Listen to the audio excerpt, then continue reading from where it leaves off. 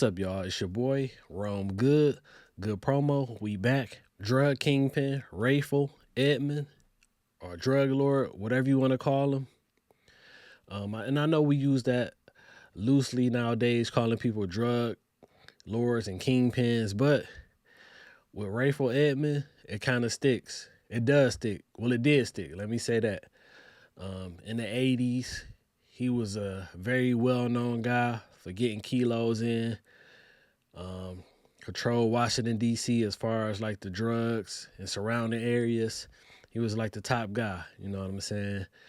If you're not familiar with Rayful Edmond, do your research.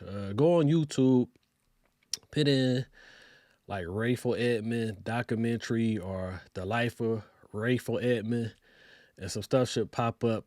I know it's a popular YouTube video that was done by Black Star. They was doing a lot of DVDs back in the day, and they did a story on Rayful Edmond. Check it out, so that way if you're not familiar about him, you can kind of see what all the hype and fuss was about with this dude. And like I say, Ray was the man in the 80s. He was like the top guy controlling a lot of the drugs in DC. It was other big figures. You had like Michael Frey and a bunch of other people. But the way I see it, Ray was like the top guy controlling a lot of the drugs going in and out of the city. He was getting a lot of kilos. And, you know, he was looked at as the man at one point in time.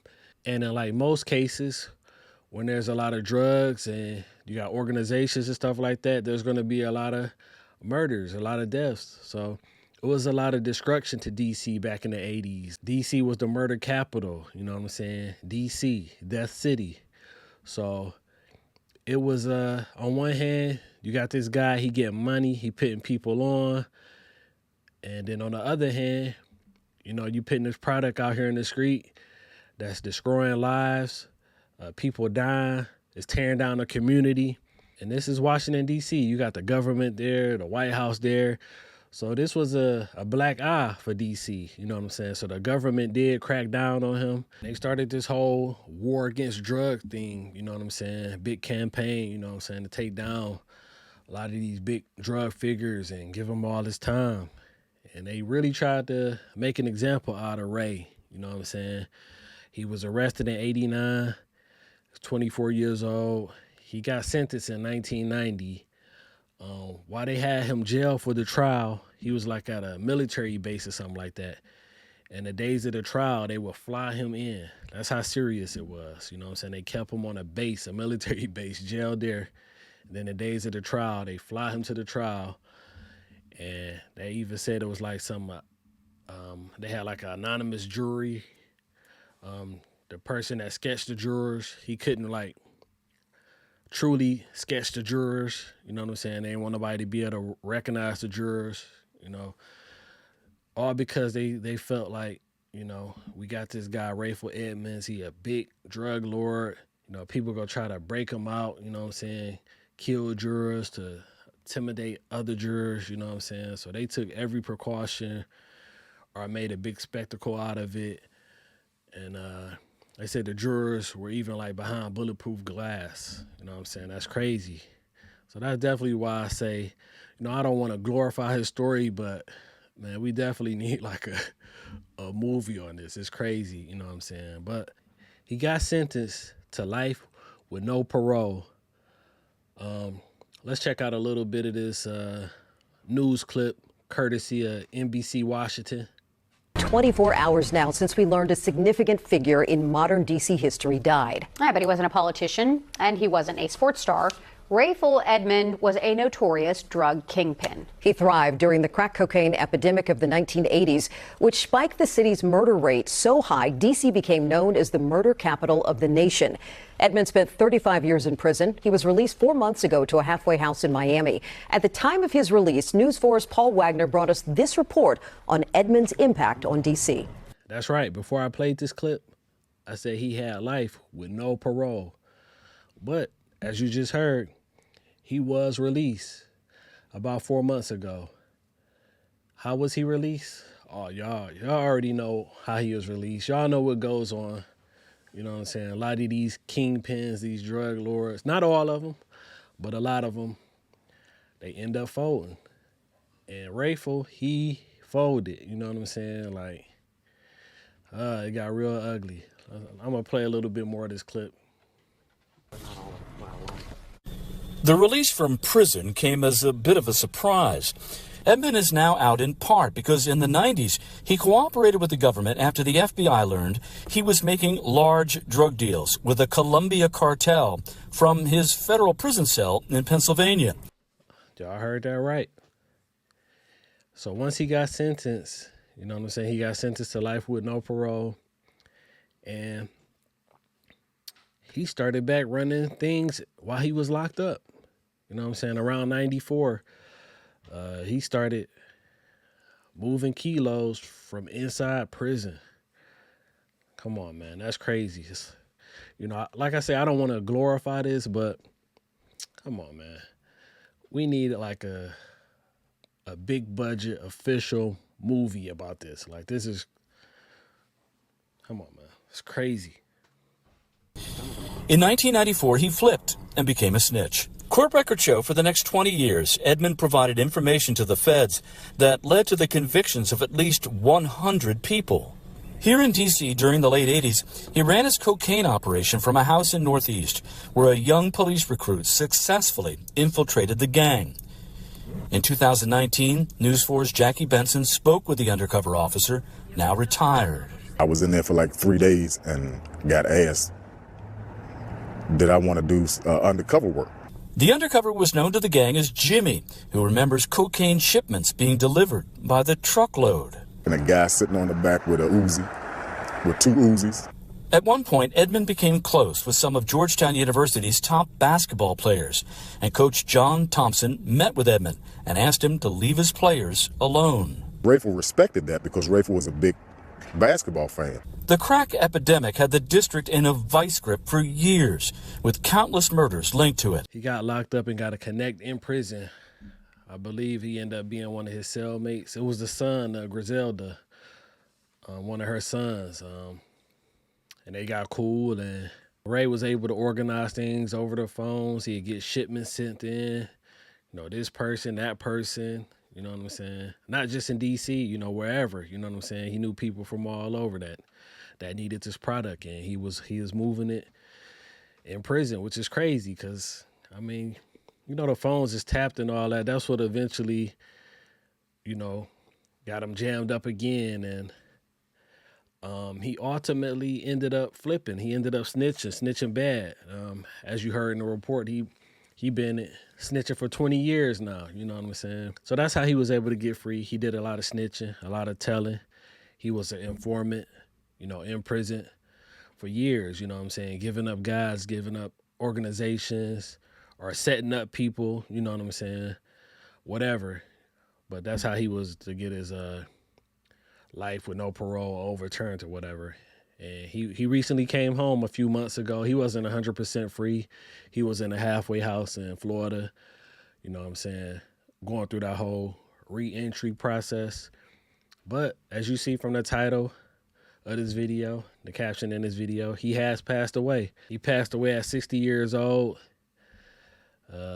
He got to somewhat get free for a few months, you know what I'm saying? But he don't got like a good legacy or a good street hood legacy, even though what people be doing with these drugs and these organizations, they're ruining neighborhoods, they're ruining lives. You know, in one aspect, it could be looked at as, okay, he was this drug kingpin, this drug figure.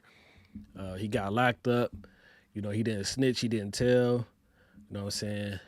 And you could be looked at as going out as honorable, you know what I'm saying? You stood 10 toes down, you know, but we can't say that about Ray. You know, he started telling, and it's different reasons for why he told. One of them is, you know, when they took him down on a RICO, you know, that whole conspiracy thing. So his mother got locked up. Maybe he wanted to tell to get his mother's sentence reduced, you know what I'm saying, get her out of jail. I don't think she was selling drugs, but she was a part of the organization. She knew what was going on, you know what I'm saying? But you still don't want your mom locked up, you know what I'm saying? But it is what it is. Y'all all a part of this life. But that could have been one reason he told, and I think that's one excuse he was using. And then another is, You know, once he was behind bars and moving drugs, moving kilos, people was getting the drugs, but they wasn't paying for it. You know what I'm saying? They was running off with the drugs, and that made him look bad, and that made his connect look bad. You know what I'm saying? So the only way I figured he could get them back, like, you know what I'm saying, y'all not being true to me, y'all not holding me down. I'm doing this for y'all so y'all can eat. But y'all ain't holding me down and taking care, you know, what y'all supposed to take care of. Y'all got to pay for it, you know what I'm saying? So he felt that people turned their back on him, so he snitched. But whatever the reason, you know what I'm saying, snitching. A lot of these guys in these situations start to fold and tell, you know what I'm saying? Nicky Burns, you know what I'm saying? For whatever his reasons was, you know what I'm saying? He had his reasons of why he told. Frank Lucas, who they made a movie on, you know what I'm saying? And you got Rayful, you know what I'm saying? Did a lot of cooperating, so it's just crazy, you know what I'm saying? He was able to get free, but he didn't get to enjoy life or do anything. He didn't even make it to Christmas or, you know, get to celebrate the new upcoming year, you know what I'm saying? So was it worth it? I don't know, you know what I'm saying? It's kind of sad, you know what I'm saying? Not sad that he, you know, passed away or whatever. He did a lot of bad things to the community as far as, you know what I'm saying, tearing it down. But I would have liked to see the guy get out, be a complete free man, and try to redeem himself, like a redemption story, you know what I'm saying? He was 60 years old, you know what I'm saying? If he could have made it to like 70, 75, you know what I'm saying, and went back to DC, helping out the community, starting some type of program, some type of treatment program, and also give him a chance to tell his story, or, you know what I'm saying, he did sit down with like Dateline and stuff like that when he was locked up. He was younger, and he was talking, he kind of told his story, but just, we could have got a full story of him as a free man. And I'm not sure if he did any interviews or sit downs with anybody while he was in the halfway house. If y'all know of any, shoot me the link. So hopefully, if it ain't nothing out right now, there will be something coming out where he's talking and just, you know what I'm saying, talks about what he was planning to do, you know what I'm saying? So he was a 60-year-old guy. I think he did want to get out and do better, you know what I'm saying? Just try to help out the community. And who knows, if he could have went back to DC, he could have got took out soon as he went back there, you know what I'm saying? But I don't know, I doubt it. You see Alpo was roaming freely in Harlem till he got into with one of the YNs, you know what I'm saying? Can't be playing with the YNs. That's a whole nother story, a whole nother video. But who knows what would have happened if he went back to DC? It ain't no telling. He could have got took out in a tragic way, you know what I'm saying?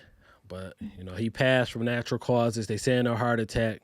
Who knows? I just wanted to bring y'all this story. You know, I thought it was interesting. It was something, you know, he a figure I always knew about.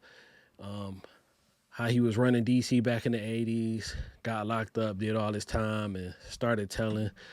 I definitely feel it should be like a movie about this guy, a real movie. Like, you know what I'm saying? How he was running his organization at that young age, you know what I'm saying? You know, if he had some type of role models or inspiration to do something else, he could have been like a great legit businessman. You could see it. Got a piece of that fast money, and it was over from there. You know what I'm saying? He was in the streets, drug dealer, you know what I'm saying, distributor. And that led to his demise, you know what I'm saying? Getting locked up at 24, life with no parole. Spent most of his life incarcerated. You know, the story could have went completely different, but it's still an interesting story. And yeah, I think it should be a movie on this guy, like a real legit movie, you know what I'm saying? If y'all know of any documentaries or things I can check out, you know what I'm saying, or the people can check out, let us know in the comments. Hey, yo, shout out to my subscribers, the old ones, the new ones. I appreciate y'all. I'm going to have a video coming real soon. It's your boy, Rome Good. I'm on y'all next time. Peace.